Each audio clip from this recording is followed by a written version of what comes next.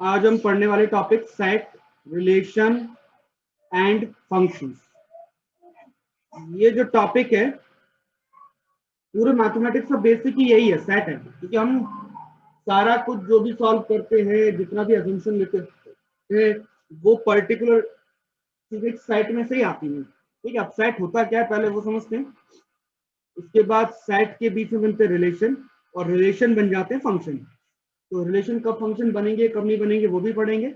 और सेट से स्टार्ट करते हैं। सेट की प्रॉपर पहले डेफिनेशन देख लेते हैं, फिर इसको हम समझते हैं कि इसका मीनिंग क्या है, कहां से आया, क्या चीज थी ये। Set means a well defined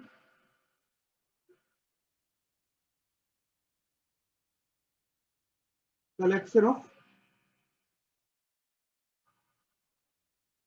distinct objects. This is proper definition of set. Set is a well-defined collection of distinct objects. Meaning क्या हुआ कि एक कलेक्शन दिया गया है अलग अलग डिफरेंट ऑब्जेक्ट का, मतलब रिपीटेशन वैल्यूज का नहीं, डिफरेंट वैल्यूज का। और इनकी डेफिनेशन बिल्कुल क्लियर है कि हमें किससे लेना है और किससे नहीं लेना है कलेक्शन में। ठीक है, तो कलेक्शन क्रिएट करने के लिए पहले आपको डेफिनेशन देनी पड़ेगी कि ये कलेक्शन है किसका, और उसमें जितनी भी चीजें आएंगी वो सारी अलग अलग होनी चाहिए। फॉर एग्जाम्पल मान लीजिए, सबसे सिंपल एग्जाम्पल होता है जैसे student of class 10th class के स्टूडेंट। अब ये कलेक्शन हो गया कि जिसमें केवल 10th क्लास के सारे स्टूडेंट आ जाएंगे। स्टूडेंट 10th क्लास 10, मान लो हम इसको ए से दिखा रहे हैं, तो ए के अंदर सारे के सारे 10th क्लास के स्टूडेंट इसमें शामिल रहेंगे। अब ये 3 लोग हैं,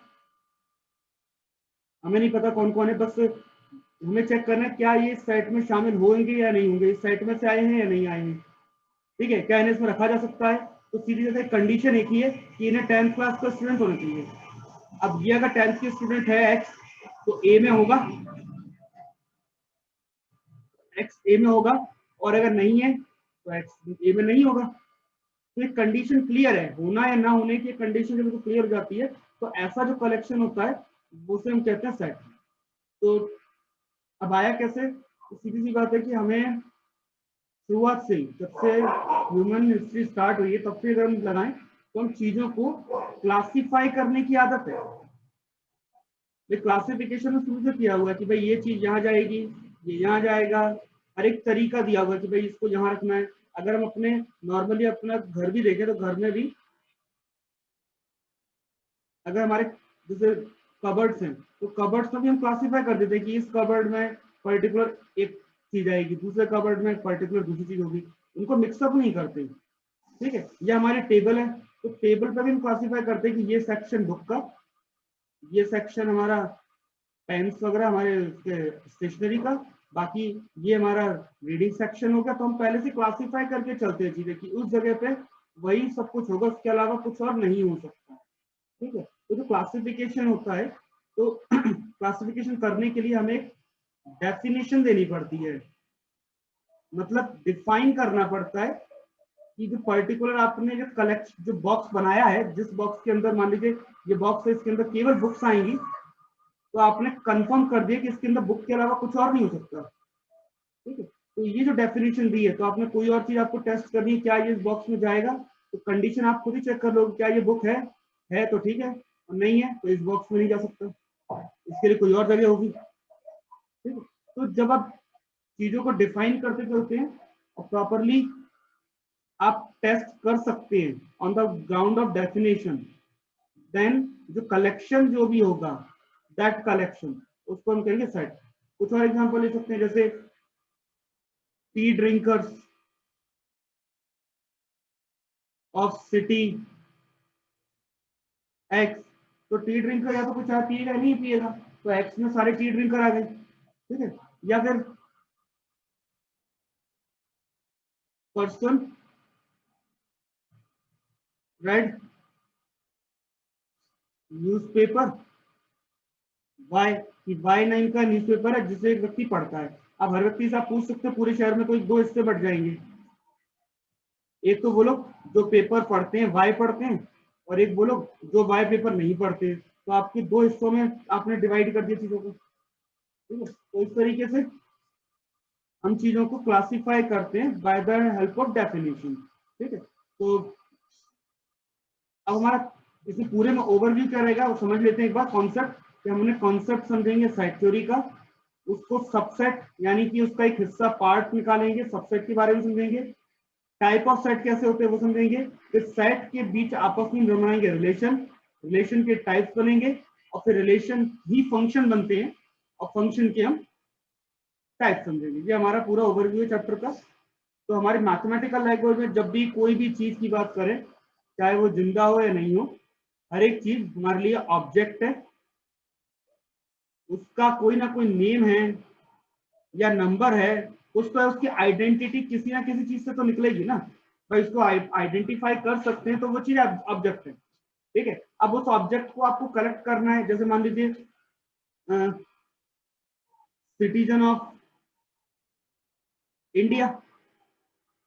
अब ये जो सिटीजन ऑफ इंडिया वाला सेट है, तो क्लियर सी बात है, इसमें वही लोग आएंगे जो इंडियन सिटीजन होंगे। अब कैसे चेक करोगे भाई, बताओ पासपोर्ट बताओ, या अपना आधार कार्ड बताओ, या अपना ड्राइविंग लाइसेंस बताओ, आप पहचान पत्र बताओ कि आप इंडिया के हो। अगर हो तो ठीक है, आप इंडियन सिटीजन हो, नहीं तो आप नहीं है, नॉट अ इंडियन सिटीजन। तो ये जो है क्लासिफिकेशन आपको बाय डेफिनेशन करना पड़ेगा। और एक चीज कंफर्म रखो कि दो में से एक ही होगी, या वो चीज जो भी चीज है वो या तो पर्टिकुलर सेट में होगी, या ऑब्जेक्ट जो है वो सेट में नहीं होगा। जब आप दो में से कोई एक चीज का ऑप्शन का आंसर दे पाते हैं, ऑब्जेक्ट इन सेट और ऑब्जेक्ट नॉट इन सेट, जब आप इन दो चीजों के आंसर दे सकते हैं किसी पर्टिकुलर सेट को लेकर के, तो इसका मतलब ये वेल डिफाइंड है। ठीक है, लेकिन अगर आप बोल दो कि बेस्ट क्रिकेटर ऑफ इंडिया, अब यहाँ पर डेफिनेशन तो आपने दे दी कि मुझे ऐसा सारे बेस्ट क्रिकेटर चाहिए। अब ये जो सेट बनेगा बेस्ट क्रिकेटर का, अब वो पर्सन टू पर्सन अलग हो जाएगा, क्योंकि हर एक के लिए बेस्ट क्रिकेटर कोई अलग ही होगा। भाई कोई अगर क्या कहते हैं द्रविड़ को बोलेगा बेस्ट, तो कोई व्यक्ति तेंदुलकर को बोलेगा, कोई धोनी को बोलेगा, कोई विराट कोहली को बोलेगा। तो ये सबके लिए अलग अलग हो जाएगा। और जबकि अगर हम बात करें डेफिनेशन की, तो ये डेफिनेशन क्लियर नहीं है, क्योंकि बेस्ट की कोई डेफिनेशन ही नहीं है, ये पर्सन टू पर्सन चेंज हो रही है।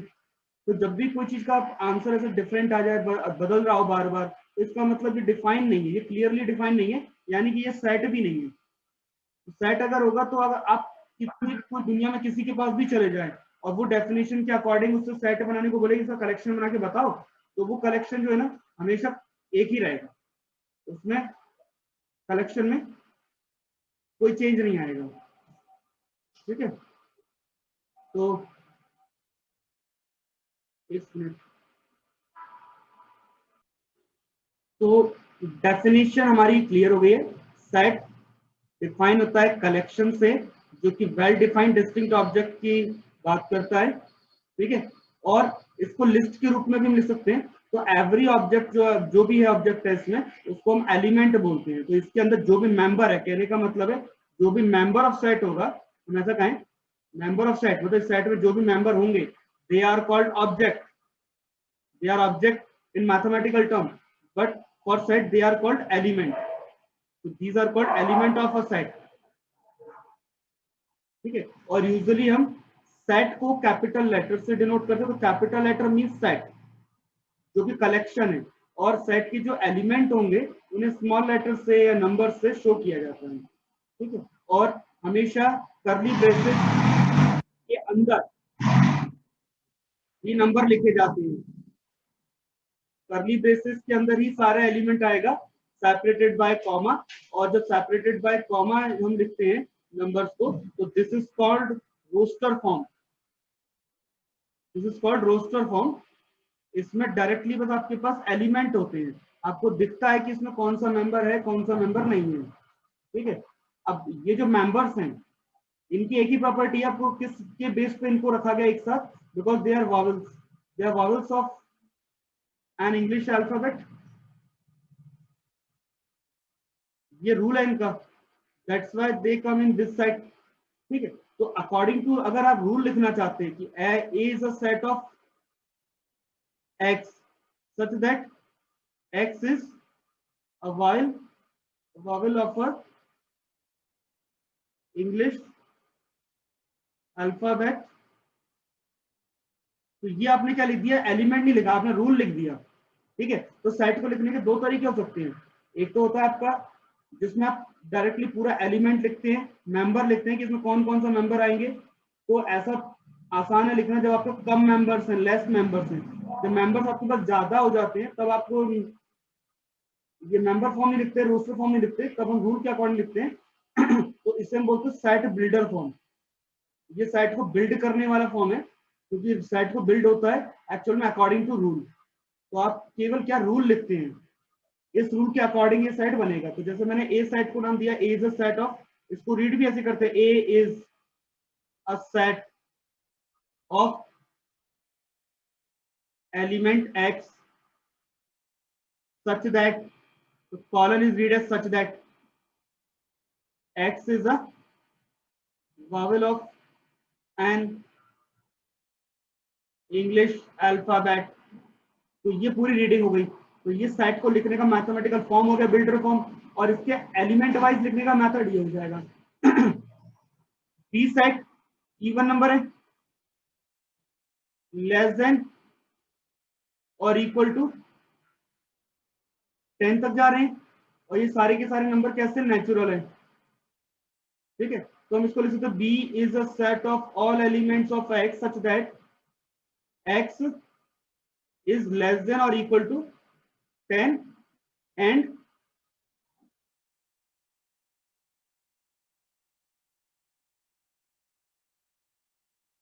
x is an even natural number। तो ये हमने क्या रूल आइडेंटिफाई करके रूल लिख दिया, तो रूल लिखना भी आना चाहिए आपको। ठीक है, तो ऐसे लिख सकते हैं। सेट सी के बारे में कुछ मतलब नहीं है, इसका अभी कोई रूल नहीं दिख रहा, मतलब ये परम्यूटेशन एक्चुअल में, ये परम्यूटेशन है 3 एलिमेंट का। 3 का अरेंजमेंट कितने तरीके से हम अरेंज कर सकते हैं, तो 6 टाइप से अरेंज कर सकते हैं, तो परम्यूटेशन का सेट है ये। तो set of permutation of 3 element P Q and R taken all 3 at a time. ठीक है, डी की बात करें तो ये भी ऑल उन सभी एलिमेंट का सेट है जो कि लेस देन 10 है and x is an odd natural number. ठीक है, तो इस टाइप से लिखा जा सकता है इनको।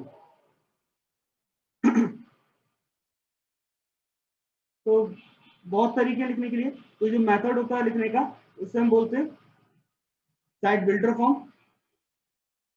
ये रूल लिखने का method set builder form, algebraic form, rule method एक ही बात है।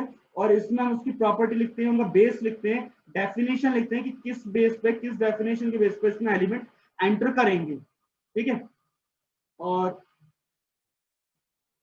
कुछ सेट हमारे फिक्स है जिनमें इनफाइनाइट एलिमेंट भी हो सकते हैं, जैसे कैपिटल एन यानी कि set of natural number, capital W set of whole number, Z या आई ये होता है सेट ऑफ इंटीजर्स। इंटीजर्स आपने पढ़े होंगे, 0 -1 -2, पीछे बैक साइड में माइनस इन्फिनिटी तक, आगे 1 2 अप टू इन्फिनिटी। ठीक है, इसको ऐसा लिखते हैं 0 +-1 +-2 +-3 एंड सो ऑन, ऐसा भी लिखते हैं। ठीक है, Q set of rational numbers,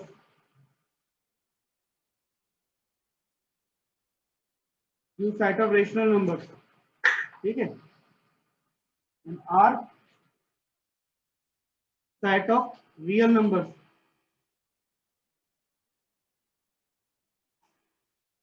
तो ये कुछ पर्टिकुलर सेट है जो कि फिक्स नेम है, N W Z I Q and R, इसका स्क्रीनशॉट ले लो। ठीक है, और इसमें जो एलिमेंट है सभी में एलिमेंट की काउंटिंग इनफाइनाइट है, इनफाइनाइट नंबर ऑफ एलिमेंट है। अगर सेट में इनफाइनाइट नंबर ऑफ एलिमेंट है तो सेट को बोलेंगे हम इनफाइनाइट सेट, और सेट में एलिमेंट फाइनाइट है तो these are called finite set. तो सेट को हम दो टाइप में ब्रॉडली डिवाइड कर सकते हैं कि अगर इसमें इनफाइनाइट एलिमेंट है तो इनफाइनाइट सेट, और फाइनाइट एलिमेंट है तो फाइनाइट नंबर ऑफ सेट। ठीक है, तो जब ऑब्वियस बात है कि जब ज्यादा लार्ज नंबर ऑफ एलिमेंट होते हैं तो उनको हम लिस्टिंग में नहीं लिख सकते, ऑब्वियस बात है, तो इनको हम फिर रूल के अकॉर्डिंग लिखा जाता है। ठीक है, अब बात करते हैं कि ठीक है कोई मेंबर है या नहीं है। ठीक है, तो मेंबर की बात अब जब करते हैं, जैसे सेट मेरा ए है, A is a set of vowels, तो वॉवल्स का जो सेट है तो ये हो गया। अब मैं चेक, मेरे पास किसका वॉवल्स, कौन के, इंग्लिश अल्फाबेट के वॉवल्स है। अब मुझे चेक करना है बी, क्या ए का एलिमेंट है बी इन ए, यस और नो, नहीं है। ठीक है, या लिखूं ए इन ए, बिल्कुल यस, ए एलिमेंट का है, ए एलिमेंट है, तो ये बार बार हम इन नहीं लिखेंगे, इसके लिए हम सिंबल यूज करेंगे। ए इन ए मतलब ए बिलोंग्स टू ए, ये सिंबल रहेगा बिलोंग्स टू, इसको रीड एज बिलोंग्स टू। ठीक है, तो A is in A means A is belongs to A. तो उसको इतना नंबर थोड़ा लिखते सिंपल लिखते ए बिलोंग्स टू ए, मतलब ए जो है ए का मेंबर है, या E is member of A, I is member of A, तो मेंबर है तो ओके बिलोंग्स टू लिखेंगे, और नहीं है जैसे B is not a member तो नॉट, नॉट के लिए कैंसिल कर दो बस, not a member of A. Z is not a member of A, तो ये एक सिंबल आपके लिए एक और बढ़ गया, which is called belongs to. तो बिलोंग्स टू सिंबल मतलब मेंबर है या नहीं ये बताता है, not belongs to not a member, किसी सेट के बारे में। ठीक है, अब जैसे इस सेट की बात करें, 3 डज नॉट बिलोंग्स टू, यानी कि 3 इज नॉट अ मेंबर, तो 3 is not a member of B, 10 is a member of B. तो इस टाइप से आप इसको ये सिंबॉलिकली लिख सकते हैं। अच्छा, अब एक काम करते हैं, इस सेट में से इसका एक पार्ट निकाल लेते हैं, ए एंड ई। तो ए एंड ई एक अलग सेट बन गया, तो A and E is a part of complete A E I O U, तो ये इसका पार्ट है। अभी पार्ट की बात करें, एलिमेंट की नहीं। ठीक है, ऐसे similarly single element is also a part of this set A E. ठीक है, तो ये क्या है, पार्ट है। तो पार्ट मतलब हम बोलेंगे ये अपने आप भी सेट है, लेकिन बट क्या है, subset, part of mean subset, तो सबसेट है ये। ठीक है, तो सबसेट होने की वजह से इसको हम सिंबल यूज करेंगे सबसेट का, तो ए इज अ सबसेट, तो ये सिंबल होगा आपका सबसेट का, is a subset of A. तो जैसे हम लगाते थे बिगर साइड, ऐसा जो बड़ा वैल्यू होगा ये छोटा होगा, स्मॉलर होगा, बस वैसे ही कुछ है। ये जो सबसेट वाला है कि यानी कि ये बड़ा सेट है, और इसी में से कुछ एक हिस्सा निकाल करके, कुछ एक पार्ट निकाल के नया सेट बना दिया है, तो which is a smaller than this first one, तो A is a subset of, तो रीड क्या करेंगे, singleton set A is subset of A comma I, तो इस सेट का ही सबसेट होगा। इतना लंबा चौड़ा ना लिख के सिंबॉलिकली लिखेंगे सबसेट के लिए। ठीक है, अब एक और चीज आपके माइंड में होनी चाहिए, सबसेट की जब बात करेंगे तो हमेशा एक चीज माइंड में रखें, empty set, empty set is always a subset of every set. कोई भी सेट उठा लो, जैसे ये उठा लो ए, इसका एक सबसेट बोला जाता है, एम्प्टी सेट होगा ही, तो एम्प्टी सेट को हम बताते हैं five symbol, this symbol is read as five. तो फाइव सिंबल से एम्प्टी सेट को बताया जाता है, एम्प्टी मतलब खाली, खाली ब्रैकेट होंगे उसके अंदर कुछ नहीं होगा, तो खाली ब्रैकेट, तो five means only empty brackets, तो दिस इज फाइव, जिसके अंदर एक भी एलिमेंट नहीं है, तो खाली जो होगा सेट विट इज, ये हमेशा इसका पार्ट होगा ही, तो खाली तो हमेशा पार्ट रहेगा फॉर एवरी सेट। कोई भी सेट की बात करें, हर एक सेट का पार्ट एम्प्टी सेट होगा, और एवरी सेट इटसेल्फ, खुद की बात करें अगर, हर एक set is a subset of itself, हर एक सेट अपना खुद का ही सबसेट होता है। जैसे ए सबसेट होगा ए का, तो खुद का ही है, दोनों बराबर है, तो इसलिए अपन ऐसा लगाते हैं सिंबल, ये दोनों सेम भी हो सकते हैं। ठीक है, तो इस टाइप के हमारे पास दो सिंबल बन जाएंगे, एक तो ये प्रॉपर, एक तो प्रॉपर, देखो नाम ही क्लियर आ गया कि प्रॉपरली सबसेट है, तो इसको हम बोलेंगे प्रॉपर। और ये जो है इक्वल भी हो सकता है, ठीक है,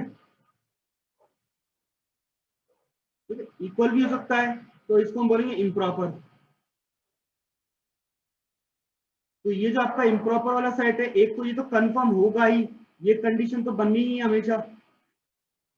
ये वाली कंडीशन जो है, every set is subset of itself, तो रहेगा ही रहेगा। तो ये इम्प्रॉपर का केस होगा।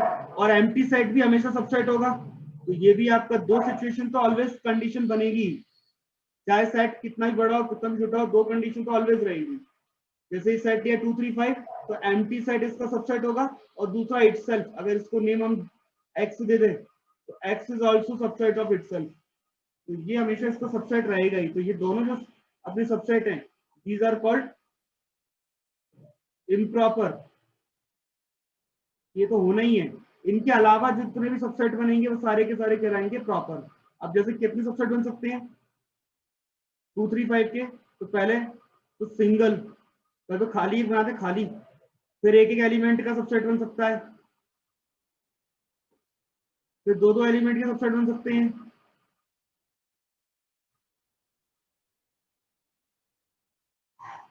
और फिर लास्ट में तीन के तीन एलिमेंट का सबसेट बन जाएगा जो कि खुद है। तो दो सबसेट तो हमेशा बनेंगे, बाकी बीच में जो है सबसेट आप खुद ट्राई करके बना सकते हैं, फिर पहले सिंगल सिंगल एलिमेंट का, फिर डबल डबल एलिमेंट का, फिर थ्री थ्री एलिमेंट का, और एक जीरो एलिमेंट खाली। तो इस टाइप से सबसेट जो आइडिया है सबसेट का ये हो जाता है। ठीक है, देन अब अगर काउंटिंग करने को कहा जाए कि ठीक है ये इसके सबसेट बनाओ, काउंटिंग बताओ कितने नंबर ऑफ सबसेट कितने होंगे, तो नंबर ऑफ सबसेट की काउंटिंग अपन परम्यूटेशन से कर लेते हैं। कैसे?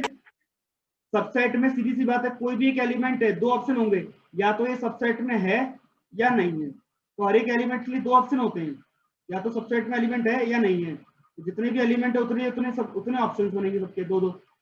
ठीक है, तो कितने एलिमेंट है 5, तो आपको डायरेक्ट आंसर आ जाएगा 2 पावर 5। ठीक है,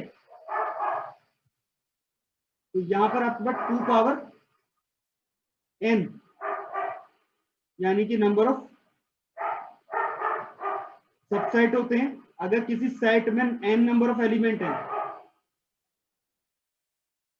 अगर n नंबर ऑफ एलिमेंट रखता है तो उसके नंबर ऑफ सबसेट होंगे 2 पावर n। जैसे अभी हमने यहाँ बनाए थे 1 2 3 के, दोबारा बनाते देखो 1 2 3 के कितने एलिमेंट आना चाहिए, कितने सबसेट आना चाहिए 2 पावर 3।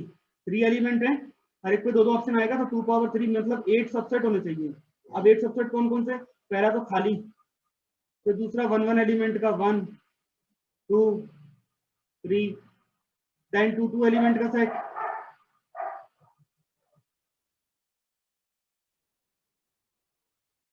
Then all 3। ठीक है, काउंटिंग कर लो 1 2 3 4 5 6 7 8, बन गए 8। तो जब आप काउंटिंग कर सकते हैं, नंबर ऑफ सबसेट जो होते हैं हमेशा 2 पावर n होंगे ऑलवेज।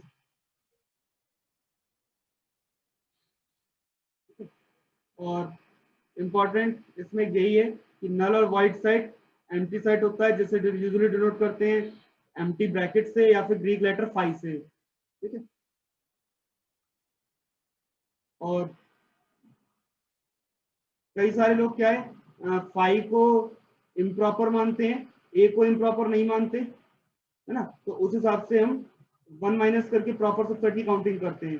तो कई लोग क्या है फाई और ए को दोनों को इम्प्रॉपर मानते हैं। तो अभी इसमें दो लोगों का अलग अलग, मतलब अलग अलग विचार है सबके, कि कुछ लोग फाई और ए दोनों को इम्प्रॉपर मानते हैं, कुछ लोग केवल फाई को मानते हैं इम्प्रॉपर।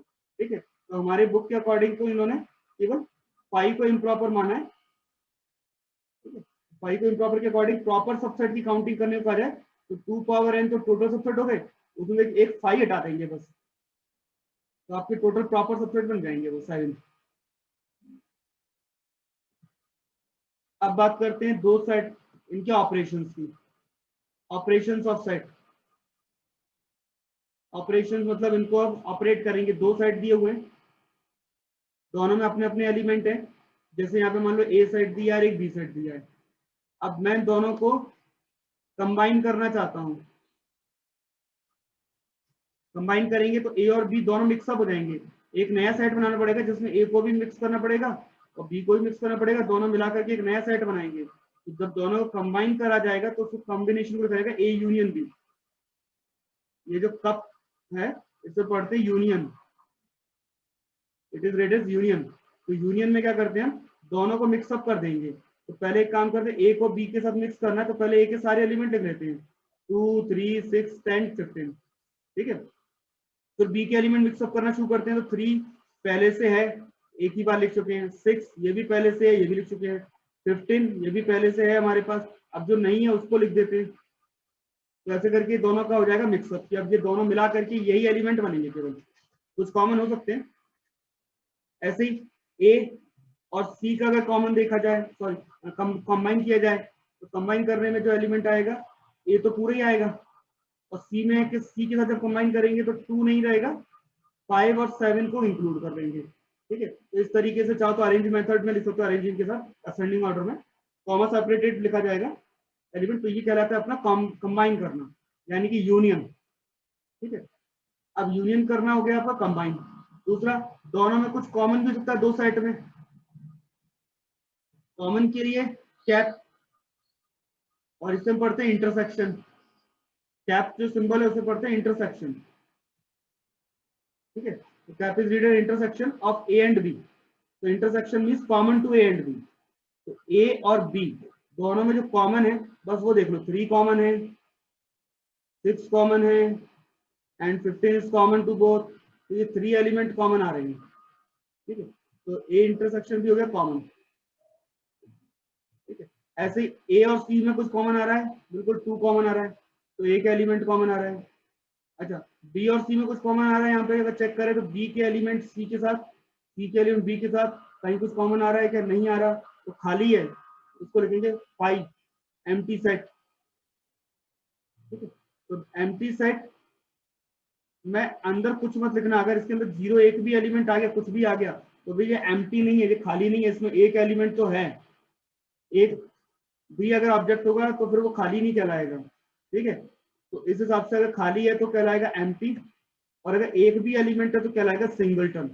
एक element containing exactly one element, जैसे 2 1, दीज आर सिंगलटन सेट।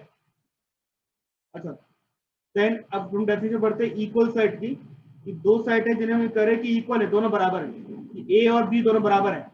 इसका मतलब है जो भी ए की एलिमेंट है, element of A B is in A and element of A is in B, and दोनों ही कंडीशन है, एलिमेंट ऑफ बी जो ए में है और ए के एलिमेंट बी में है, तभी हम कहेंगे दोनों वैल्यू बराबर है। जैसे यहाँ पर ए के एलिमेंट क्या 246, बी के एलिमेंट भी 246, तो ए की सारी वैल्यू बी में जा रही है और बी की सारी वैल्यू ए में आ रही है, दोनों अपोजिट में होने चाहिए ट्रू, ठीक है। दोनों के जो एलिमेंट है वो सेम टू सेम है, एक दूसरे में लाई करते हैं, तभी हम कहेंगे कि ये दोनों सेट, दोनों के दोनों सेट सेम टू सेम है, इक्वल है, बी। ठीक है। सर अदरवाइज इनका नहीं कह ऑर्डर सकते, चेंज, अगर एक भी एलिमेंट एक्स्ट्रा मिल गया मान लो, अब जैसे ए में एलिमेंट है, बी में एलिमेंट है मेरे पास 246, ठीक है। ए के एलिमेंट बी के एलिमेंट तो ए में आ रहे हैं 246 पूरे के पूरे, बट ए का एक एलिमेंट ऐसा है 8 जो बी में नहीं मिल रहा, इसका मतलब ये कि दोनों बराबर नहीं है, फिर ये then both are not equal, ठीक है। अगर इक्वल कह रहे हैं तो इसका मतलब हर एक एलिमेंट बराबर होगा, एवरीथिंग, चाहे ऑर्डर कुछ भी हो, 1 2 3 लिखो, 2 1 3 लिखो, 3 2 1 लिखो, कोई फर्क नहीं पड़ रहा, कॉमा सेपरेटेड है, आगे पीछे लिख सकते हैं, ठीक है। और रिपीटेशन नहीं लिखते। अब जैसे ये फॉलो का मुझे सेट बनाना है, तो फॉलो में लेटर कौन से हैं वो, अब आप ऐसे कि डबल बार एल लिख दो, डबल ओ लिख दो, तो ये गलत हो जाएगा। डबल रिपीटेशन नहीं लिखते, एक चीज एक ही बार लिखी जाएगी सेट में। तो इसमें जो लेटर्स आ रहे हैं, letter of the word follow, तो एक लेटर एफ हो गया, एक ओ हो गया, एक एल और एक डब्ल्यू, तो 4 ही लेटर का सेट बनेगा, ठीक है। ये जो सेट है ये फाई है, ये एम्प्टी है। ये जीरो वाला जो सेट है ये सिंगलटन है, सिंगलटन सेट है।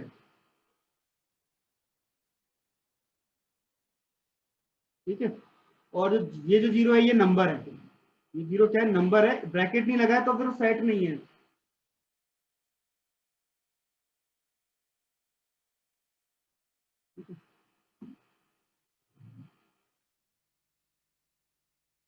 अब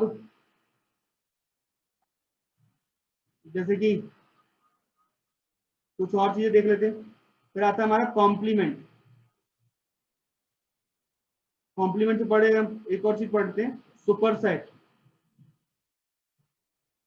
या फिर सुपर सेट आपके एक वर्ड होता है, दूसरा होता है यूनिवर्सल। यूनिवर्सल सेट, तो यूनिवर्सल सेट होता है सबसे बड़ा सेट, और इसके अंदर से बाकी सेट निकल के आते हैं यूनिवर्स में, बाकी उस सेट होते हैं उसके सबसेट, यूनिवर्स के ही सबसेट होते हैं बाकी, और यूनिवर्सल सेट को हम सुपर सेट कहेंगे। अब जैसे फॉर एग्जांपल ये एक मेरा सेट है एस, ये सुपर सेट है एस, इसमें 0 से लेकर 9 तक के एलिमेंट है। ठीक है, अब मेरे दो सेट है पी और क्यू, तो पी की जितनी वैल्यूज आएंगी तो एस में से ही, और क्यू की जितनी वैल्यूज वो भी एस क्यू में से आएंगी, यानी कि पी का सबसेट है, पी जो है वो सबसेट है एस का, और क्यू भी सबसेट है एस का, तो पी और क्यू दोनों ही एस के सबसेट है, तो एस सबसे बड़ा सेट हो गया दोनों के लिए। तो एस क्या हो गया अपना, सुपर सेट या फिर यूनिवर्सल सेट। इन दोनों का यूनिवर्स जो है यही है एस, जितने भी वैल्यू आ रही है एस की वो सारी की सारी एस में से आई है, और क्यू की भी वैल्यू हमारी एस में से ही आई है। अब मैं क्या चाह रहा हूं कि कॉम्प्लीमेंट निकालना चाह रहा हूं पी का, कॉम्प्लीमेंट ऑफ पी, जिसको डिनोट करेंगे पी कॉम्प्लीमेंट या पी डैश, किसी भी सिंबल से, तो जनरली डैश लगाते हैं हम। तो जब कॉम्प्लीमेंट की बात करेंगे तो आपको याद होगा, हमने स्टैटिस्टिक्स में ही पढ़ा हुआ है, मतलब ऐसी चीजें जो इसमें नहीं है, तो कॉम्प्लीमेंट ऑफ पी मतलब क्या होगा, नॉट इन पी, तो ऐसे एलिमेंट का जो सेट जो पी में नहीं बिलोंग करते हैं लेकिन उसके यूनिवर्स में करते हैं। तो पी के जो एलिमेंट है 2 4 6 8 0 2 4 6 8 आए तो एस में से, तो एस में से इनके अलावा जो एलिमेंट है 0 2 4 6 8 वो कौन कौन से बनेंगे, 1 3 5 7 और 9। ठीक है, तो पी और ये इसके अलावा Yes, जो sir. एलिमेंट जितने भी हैं ये इसके अलावा इसका कॉम्प्लीमेंट। क्यों, क्योंकि हमें पता है कि पी और उसके कॉम्प्लीमेंट दोनों को अगर मिला दिया जाए तो वापस मुझे यूनिवर्सल सेट बनना चाहिए। तो एक हो गया सेट जिसमें पी के एलिमेंट है, और एक हो गया जिसमें पी के एलिमेंट नहीं है मगर एस के एलिमेंट तो दोनों में ही आएंगे, क्योंकि एस दोनों का ही यूनिवर्स कहलावा है। अब जैसे एक और देखो क्यू, क्यू के एलिमेंट है 1 2 3 4 5, तो 1 2 3 4 और 5 को हटा दो तो बाकी जो बचा वो क्यू का कॉम्प्लीमेंट कहलाएगा, 0 6 7 8 एंड 9। तो इस टाइप से, तो इस तरीके से आप इसका कॉम्प्लीमेंट फाइंड आउट कर लेते हैं। कॉम्प्लीमेंट आएगा यूनिवर्सल से ही, ये यूनिवर्सल सेट है जो सभी को कंटेन करता है, इसके अंदर पी भी है, इसके अंदर एस भी, क्यू भी है, सब है इसके अंदर। ठीक है, तो क्यू का जो पी का जो कॉम्प्लीमेंट आएगा आएगा तो यूनिवर्सल के अंदर से, ऐसे सारे एलिमेंट का सेट होगा जो पी में नहीं होंगे। ठीक है, अब ऐसे इनका यूनियन करने को कहा जाए तो यूनियन आप लोग कर सकते हो। ठीक है, पी यूनियन क्यू मतलब पी और क्यू दोनों को मिक्स करना है, जैसे मिक्स करेंगे तो 0 1 2 3 4 5 6 और 8 आ जाएगा, जो रिपीटेड है वो एक ही बार लिखा जाएगा। ठीक है, तो अरेंज आप करके लिख सकते हैं इसको। अगर P यूनियन Q जो आपने किया उसका कॉम्प्लीमेंट निकालना है तो मतलब ऐसे सारे एलिमेंट जो P यूनियन Q में तो है उसके अलावा, तो 0 1 2 3 4 5 6 और 8, इनके अलावा दो एलिमेंट बचते हैं तो इसके कॉम्प्लीमेंट में केवल दो ही वैल्यू आएंगी। ठीक है, ऐसे इंटरसेक्शन और उसका कॉम्प्लीमेंट निकाला जा सकता है। ठीक है, तो आप इंटरसेक्शन कॉम्प्लीमेंट कैलकुलेट कर सकते हैं इस तरीके से। अब आते हैं हम वेन डायग्राम से पहले एक चीज पढ़ ले, ये जो प्रॉपर्टी लिखी है ये होती है डिमॉर्गन लॉ। डिमॉर्गन्स लॉ, तो डिमॉर्गन्स लॉ ये कहता है कि एक साइड P है दूसरा साइड Q है, दोनों का यूनियन करके उसका कॉम्प्लीमेंट लिया जाए, या पहले P का कॉम्प्लीमेंट ले लो Q का कॉम्प्लीमेंट ले लो उसका इंटरसेक्शन ले लिया जाए, तो अभी आंसर बराबर आता है, पहली प्रॉपर्टी। दूसरी, इंटरसेक्शन का कॉम्प्लीमेंट लें या इंटरसेक्शन या कॉम्प्लीमेंट का यूनियन करें तो वैल्यू बराबर आती है। तो ये दो वैल्यू कहलाती है डे मॉर्गन्स लॉ। अब इनको हम समझते हैं, सारी प्रॉपर्टी समझते हैं वेन डायग्राम से। वेन डायग्राम के अकॉर्डिंग, वेन डायग्राम क्या है, जैसे आपका जो यूनिवर्स है ना वो आएगा ऐसा बॉक्स, रेक्टेंगल या स्क्वायर बॉक्स आप बनाएंगे, ये हो जाएगा आपका यूनिवर्सल। ठीक है, अब इस यूनिवर्सल के अंदर ही सारी सेट बनेंगी। तो कोई सेट पी है तो ये सेट हो गया पी, ये यूनिवर्सल के अंदर ही तो आया। ठीक है, कोई सेट क्यू है तो ये सेट क्यू हो गया, लेकिन कुछ कॉमन पार्ट है तो इसके साथ में कुछ कॉमन हिस्सा भी शेयर करेंगे ये, तो दोनों में कुछ एलिमेंट कॉमन है तो ये शेयर भी करेंगे। ठीक है, एग्जाम्पल के तौर पर इसको देख लेते हैं। जैसे यहाँ पे मेरे पास पूरा यूनिवर्सल बन रहा है एस। ठीक है, अब पहले मैं पी सेट अगर देखूं तो पी एलिमेंट क्या आ रहा है, तो 0 2 3 4, एलिमेंट तो सारे लिख लें, 4 6 8, ठीक है, 1 3 5, ये नंबर लिखे हुए हैं। ठीक है, 7 8 9, मान लो ये नंबर है सारे। ठीक है, अब मुझे पूछा जाए कि भाई पी सेट बनाओ, तो पी सेट में क्या रहा है, 0 2 4 6 और 8, ये हो गया पी सेट, मतलब ये पूरा सेट बन गया पी।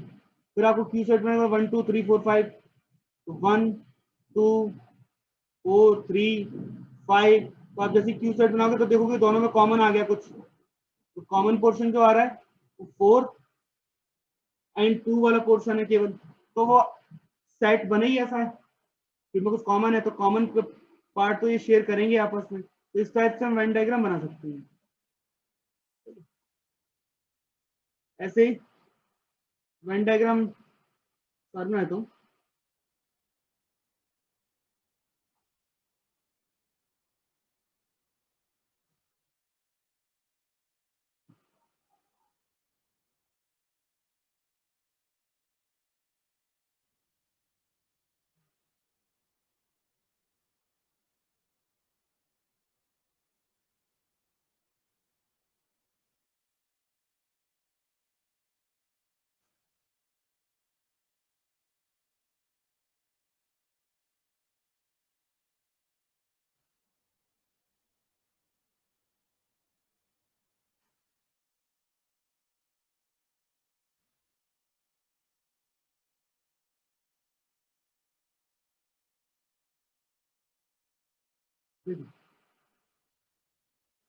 ये सेट ए है और ये सेट आपका बी है।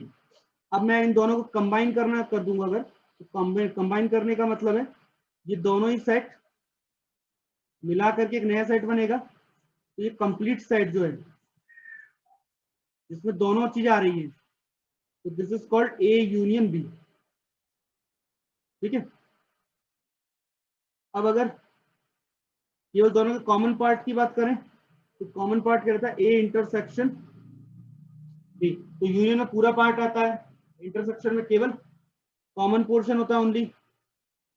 ठीक है, अब ये जो ओनली ए वाला पोर्शन है इसमें केवल ए है, तो इसे हम बोलते हैं ए माइनस बी, जिसमें एक ए तो होगा लेकिन बी नहीं होगा, तो उसे हम ओनली ए बोलते हैं, जिसे लिखा जाता है ए माइनस बी। ठीक है, और ए माइनस बी के अलावा इसे एक और तरीके से लिख सकते हैं कि ए में से हम इंटरसेक्शन पार्ट हटा देते हैं, ए माइनस ए इंटरसेक्शन बी। अगर ऐसा लिखोगे तब भी यही सेट बनेगा आपका। तो ग्राफिकली आपको समझ में आना चाहिए कि कौन से हिस्से की बात कर रहे हैं। ठीक है, अब जैसे ये वाला पार्ट जो है आपका ओनली बी है, इसमें केवल बी के अलावा ए तो है नहीं।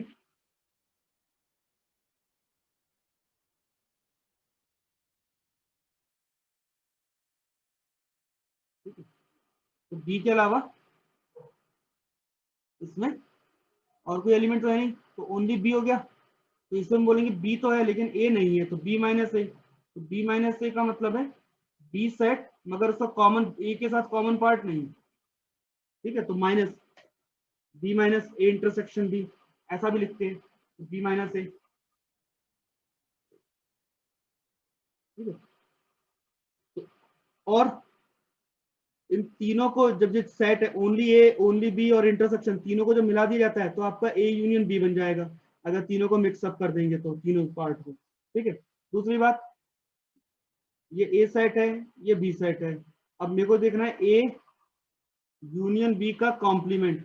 तो ए यूनियन बी का कॉम्प्लीमेंट से मतलब है ए के भी बाहर और बी के भी बाहर का हिस्सा, दोनों का बाहर हिस्सा, ना तो ए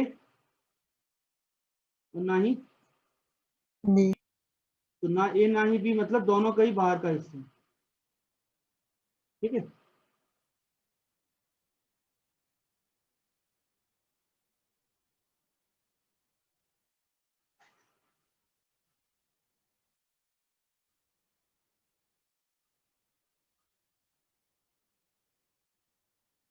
अच्छा अगर इसमें बोलते हैं ए इंटरसेक्शन बी का कॉम्प्लीमेंट, तो ए इंटरसेक्शन बी का कॉम्प्लीमेंट मतलब है ये रहा आपका ए इंटरसेक्शन बी पार्ट, तो ये रहा। ठीक है, और कॉम्प्लीमेंट बोलेंगे तो इसके बाहर का हिस्सा, इसके बाहर जो है जितना भी, इसमें ओनली ए भी शामिल है, ओनली बी भी शामिल है इसमें, तो आउटसाइड ऑफ इंटरसेक्शन इस यूनिवर्स के अंदर।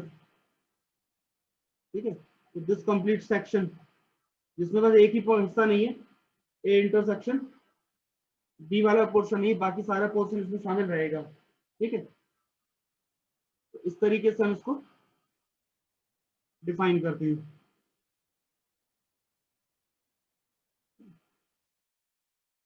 अब बात करते हैं कार्डिनलिटी की। Cardinal cardinality of a set, cardinality of a set का मतलब इसमें कितने एलिमेंट आएंगे, number of element in a set.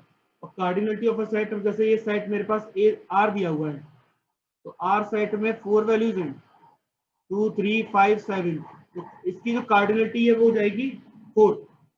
Cardinality क्या हो जाएगी 4। देखिए कार्डिनलिटी इतना लंबा चौड़ा लाइन नहीं लिखेंगे, शॉर्ट में लिखेंगे number of element in are, या फिर ऐसा मॉड लगा के लिख देंगे मॉड आर, इसकी वैल्यू दोनों एक ही बात है। तो इसमें कितने एलिमेंट आ रहे हैं, दैट इज कार्डिनल की। तो जो नंबर है, कार्डिनल का मतलब ही वो नंबर होता है, कितने नंबर है। तो कार्डिनलिटी की आप बात करें तो काउंटिंग हो जाती है। ठीक है, अच्छा अभी हमने देखा कि सेट जो है कॉमन मिल रहे थे, दो सेट है जिनमें कुछ ना कुछ तो कॉमन है, लेकिन ऐसा भी जरूरी तो नहीं कि कोई कॉमन ही आए, दो अलग अलग सेट भी हो सकते हैं, सेट ए और सेट बी, इनमें कुछ भी कॉमन नहीं है। तो ऐसा सेट जिसमें कुछ भी कॉमन नहीं है, नथिंग कॉमन, ऐसे सेट को हम बोलते हैं डिसजॉइंट। डिसजॉइंट सेट पूरी पूरी आनी चाहिए समझ में। ऐसे सेट को हम बोलते हैं डिसजॉइंट सेट। तो डिसजॉइंट मतलब जो जॉइंट नहीं है, जो जुड़े हुए नहीं है, ठीक है, जिनमें कुछ भी कॉमन नहीं है, that are called disjoint set. अच्छा, अब अगर आपसे कहा जाए कि कार्डिनलिटी आपको ए सेट की पता है, बी की पता है और कॉमन की भी पता है, अब आपको इनके दोनों के यूनियन की, पूरा कंप्लीट सेट यूनियन की कार्डिनलिटी बतानी है कि इसमें कितने एलिमेंट, हम काउंटिंग कर रहे हैं, ए यूनियन बी को मिक्स करने पर, मतलब ए और बी दोनों को मिक्स करने पर जो सेट बनेगा उसमें कितने एलिमेंट होंगे। तो काउंटिंग में क्या करते, सबसे पहले एक काम करते, ए के एलिमेंट काउंट कर लो, ए में कितने एलिमेंट है। ठीक है, फिर बी के एलिमेंट काउंट कर लो, और ए के एलिमेंट आपने काउंट किए, फिर आपने बी के एलिमेंट काउंट किए। तो ऐसा करने पर आपके पास ए के काउंटिंग में और बी की काउंटिंग में ये वाला जो पार्ट है, ये आपने ए के साथ भी ऐड कर दिया, बी के साथ भी ऐड कर दिया, तो 2 बार ऐड कर दिया, जबकि ऐड होना कितनी बार चाहिए था, 1 बार। तो 1 बार हम इस वाले पोर्शन को माइनस कर देते हैं। तो इस तरीके से हम काउंटिंग कर लेते हैं सेट में एलिमेंट्स की।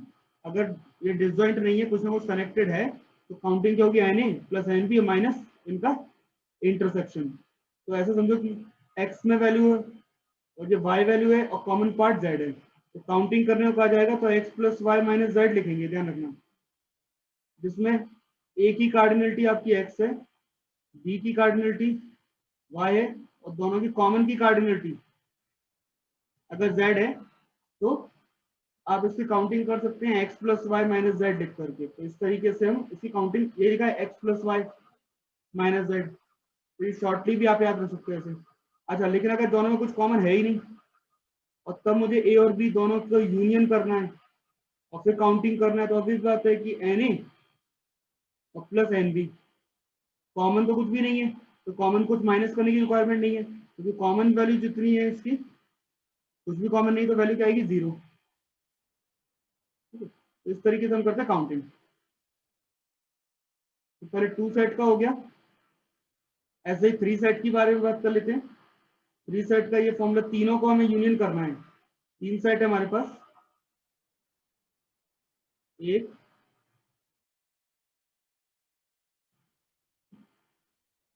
2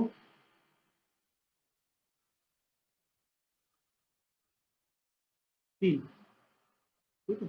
ये तीनों 3 सेट है हमारे पास, P Q A B C लिख देते हैं,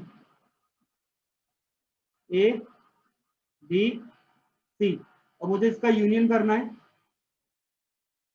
तीनों को मिक्स करके इनकी काउंटिंग करनी है कितने एलिमेंट आएंगे। तो पहले मैं ए के सारे एलिमेंट काउंट कर लेता हूं, फिर हम बी के एलिमेंट काउंट कर लेते हैं और फिर सी के एलिमेंट काउंट कर लेते हैं। तीनों को ऐड करने पर देखते हैं तो भाई ए की जैसे आपने काउंटिंग की है, तो ए की जब आपने काउंटिंग की तो इसमें कुछ एलिमेंट बी के ऐड हो गए, कुछ एलिमेंट सी के भी ऐड हो गए, अकेले ए के ऐड नहीं हुए। बी की जब काउंटिंग की तो कुछ एलिमेंट आपके बी के ऐड हो गए, फिर कुछ एलिमेंट आपके सी के भी ऐड हो गए, और फिर जब सी की काउंटिंग की तो कुछ ए के भी ऐड हुए, कुछ बी के भी ऐड हुए, ए वाले, ठीक है। तो ऐसा करने पर आपके पास जो कॉमन कॉमन पार्ट है वो डबल काउंट हो गया। तो कॉमन पार्ट जब डबल काउंट हो गया तो आपको माइनस करना पड़ेगा A intersection B, B intersection C और ए इंटरसेक्शन सी। तो ये वाला जो पार्ट था वो डबल काउंट हो गया ए बी सी के साथ में। तो अब आपने क्या किया कि ए के साथ में ये वाला पार्ट, ये पार्ट, बी के साथ में ये वाला पोर्शन और ये वाला पोर्शन, ठीक है, और सी के साथ में ये पोर्शन और ये पोर्शन, तो सारे पोर्शन डबल डबल काउंट हो गए। तो 2 बार आपने ऐड कर दिया और 2 बार आपने, तीनों बार आपने ऐड किया और 3 बार आपने माइनस किया।